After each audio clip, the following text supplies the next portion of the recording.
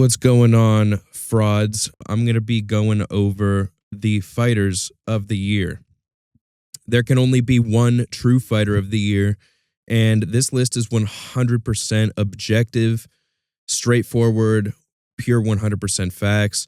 There is bias involved, though, but, my bias is also facts. I'm not going to be one of these clowns who, pretends to be unbiased to try and be like a robot and give you these boring ass answers. No. I am here to spit breathtaking, biased, objective facts. And that's what I'm going to be doing today. You guys are welcome for this breathtaking content. I'm going to get straight into it. I got some honorable mentions here. Tom Aspinall, one fight this year, but he does have John Jones petrified. So that's got to count for something. Diego Lopez, didn't he got 3 wins this year?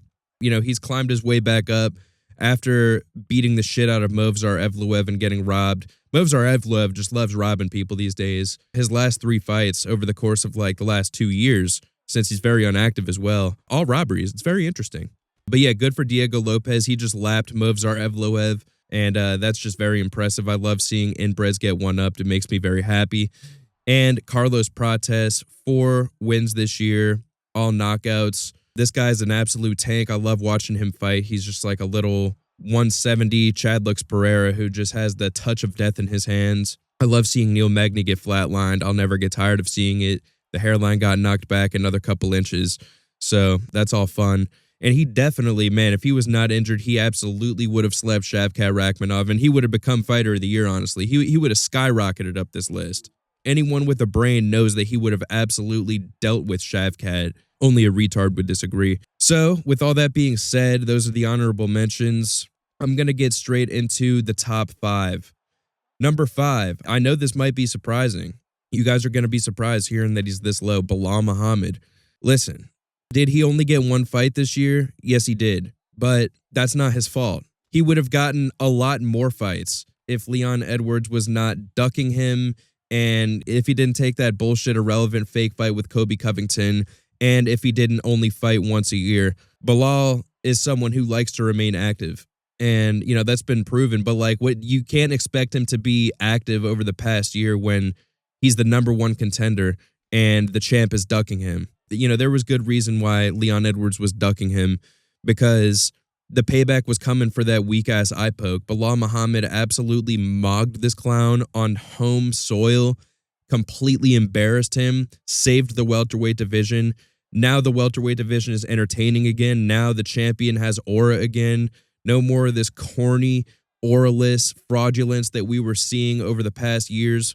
No more of that. No more Leon Edwards. And there's soon going to be no more Shavkat Rakhmonov. All of the hype is done. I'm glad that most people are starting to see that Belal owns him. And he owned him in that cage. He stepped into that cage, blinded everyone with his aura. No one knew who he was because the aura was so blinding, and then just aura mogged the shit out of Shavkat Rakhmonov. There's good reason why he was left speechless. I mean, the difference in stature, the difference in intimidation factor, even the difference in hats. Look at the hat that Belal was wearing and look at the hat that Shavkat was wearing. It doesn't come remotely close. And just look at the skills, bro.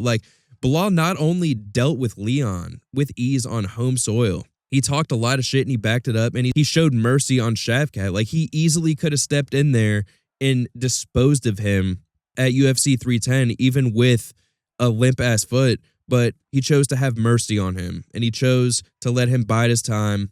But the time is coming. The time will soon be up. Belal Muhammad is going to be guaranteed Fighter of the Year 2025. But I can only have him at number 5 for now. One of the most entertaining title-winning performances of all time. Arguably the greatest welterweight of all time. And that's really just all that needs to be said. It's not up for debate. Moving on to number 4, Merab Dvalishvili. Dusted up Henry Cejudo like that. Completely aura-drained Henry Cejudo. I've never seen a bigger aura drain in my life. And it was beautiful. And I'm a big Henry Cejudo fan, so it hurt for me. But it happened, man.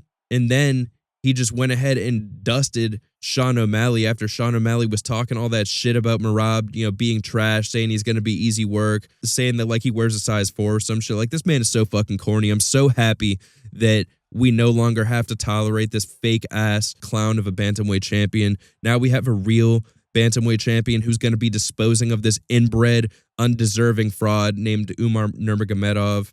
We actually get a handsome, Christian, non-inbred Chad who is running the show at bantamweight. This is what we've needed. This is what I've demanded. And Merab is the bantamweight GOAT. He has solidified himself as the bantamweight GOAT. He only just won the title. So, the greatness that's going to be peddled over these next coming years, it's going to be to levels that are unreachable. No one is ever going to be able to reach this level of greatness. And he's just getting started, bro. 2-0 this year. 2 electrifying, barn-burning, masterful performances. Very entertaining. One of the most entertaining fighters of all time. I cannot wait to see him kick off 2025, dusting this ugly-ass inbred clown. Next, number 3. And I know this is going to be surprising because this is everyone's fighter of the year. Well, you would actually be mistaken. It's Chadlix Pereira. Chadlix Pereira is number 3. And guys, this is coming from someone who is an avid Chadlix Glazer. I love this guy. He is literally me. Being number 3, hey, there's no shame in that. 3 title defenses this year, and he busted these title defenses out rapidly. The breaking of Jamal Hill, the breaking of Yuri Prohaska, the Khalil Roundtree performance. Look, they're all great, but we got to be real, guys. The level of competition just doesn't stack up to number 2 and number 1, and that's just facts. I'm not going to be generous and stick Chadlix Pereira in the number 2 spot. I'm not going to do it. I'm not going to stick him in number 1 either. I just can't do it because the 2 guys above him have better wins. That's just facts, but that doesn't take away from the fact that Chadlix Pereira's title run this year has been crazy. This man's been going crazy, and he's going to continue doing it next year when he flatlines Magomed Fraud Kalayev. If he would have flatlined Magomed Fraud Kalayev out of pure 100% bias, I probably would have stuck him up at number 1. But I don't even know because these other 2 guys I'm very biased toward as well. I mean, I don't know. If it was 4 title defenses, I don't know if it would be deniable, but look, it's just what it is. Very impressive work that he has done this year, but to say that he would be the fighter of the year, you would simply be a delusional casual who could not be taken seriously. So who's number 2? Number 2, we have Dricus du Plessis, which is obvious. I'm seeing a lot of people snub him for fighter of the year conversation. I'm not going to stand for it. Technically, the most sound fighter on this list, on the feet and on the ground, just very, very orthodox in his technique. I love everything this guy does. His punches, his kicks, his boxing, his timing, his counters, bro. His head movement, his defense, and his offense together. Like, I don't understand how someone could be so perfect and well put together as a fighter. It's honestly unfair. And the physique, bro. Do you see this man's physique? Best physique on this list. Best physique of the year. To beat Sean Strickland like that, which was not a robbery, to then dust up Fraud Adesanya like that, bro. Anyone who dusts up Fraud Adesanya is automatic top 3. And that's just how it goes, man. My reaction to DDP versus Fraud Adesanya was the first video that really got a lot of traction on this channel, so there is a lot of bias here. But to beat the shit out of Fraud Adesanya on the feet like that, to outstrike him and embarrass him on the feet like that, and then take him down and submit his bitch ass, and to just shut Kenny Okoye's annoying, fraudulent ass mouth, that to me, I could arguably stick him at number 1 for that, because that's really all I live for. I live to see Fraud Adesanya take L's, and I love seeing his fanboys just shut their mouths. I love seeing them upset. I love seeing their souls get crushed. It brings me great joy. It really does. And that might sound sad. It might sound a little pathetic. And well, fellas, that's because it is. Like, that's just what it is, man. Dricus du Plessis 100% is at least number 2. How would Chadlix Pereira be above Dricus du Plessis for beating Jamal Hill, Yuri Prohaska, and Khalil Roundtree? Are you serious? Slap yourself. Slap yourself for such insolence. If you think that those wins are better than Sean Strickland and Fraud Adesanya, well, you would be mistaken. You would simply be mistaken. And he became the middleweight GOAT this year. Isn't that crazy? Because Anderson Silva, he's disqualified from GOAT conversation because of steroids. And Fraud Adesanya is also disqualified from GOAT conversation because of steroids. And he's an overrated ass fighter in general.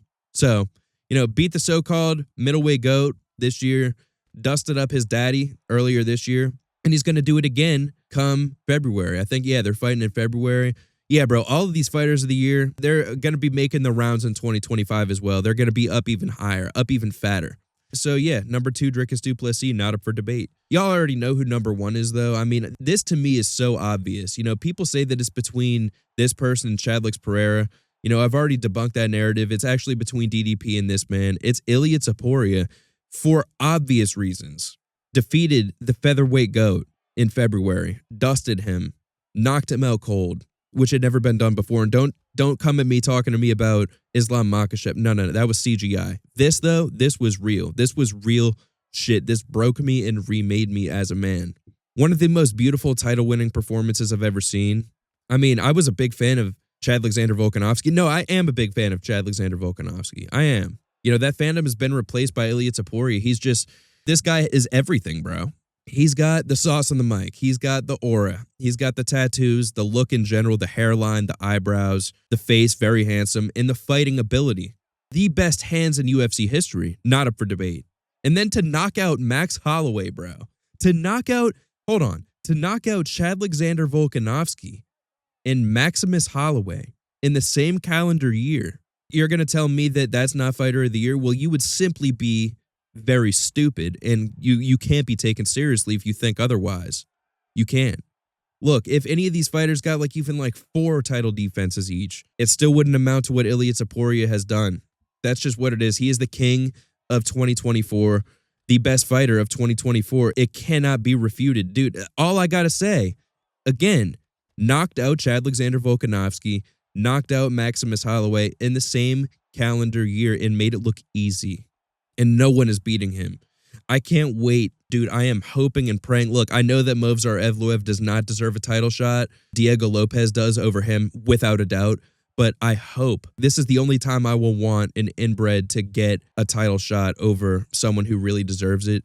I just want to see Ilia Topuria knock this guy the fuck out, because I know he will. I know he will, and I need to see that. And then, unfortunately, we can see him dust up Diego Lopez. That's going to be tough for me, because I like Diego Lopez a lot. But yeah, dude, Ilia Topuria supremacy, best fighter of the year, best striking, best grappling, most power, most sauce, most aura, biggest Chad, tallest, most handsome, most chiseled, best hairline, one of the best physiques. This guy has it all. He is the new face of the UFC, except for Bilal Muhammad, of course. You guys are welcome for this breathtaking content. You guys are welcome for these objective facts. I am going to be dropping the worst fighters of 2024 on Friday. You know, that Fraud Check Friday just makes itself. That's going to be a fun one. I'm sure that's what you guys are really looking forward to, because y'all are just so negative and you only want to see negative content from me. I don't know what the fuck is wrong with you guys. I don't know why y'all are so negative all the time. That could never be me, bro. I'm way too positive. Way too charitable, way too likable, honestly. But it doesn't reflect in my views. It doesn't reflect in my subscriptions. So go ahead and show me some gratitude. Give me the numbers I deserve by liking, commenting, subscribing, sharing, hitting the notification bell, duplicating accounts, and duplicating said actions. And if you guys don't do that, well, it's as simple as this. You hate quality. So start liking quality now. Start supporting greatness now. Y'all are still here early, man. I'm only at 2.2K. Oh, fellas, there's so much more to come. But yeah, I'll see you clowns later this week. Goodbye.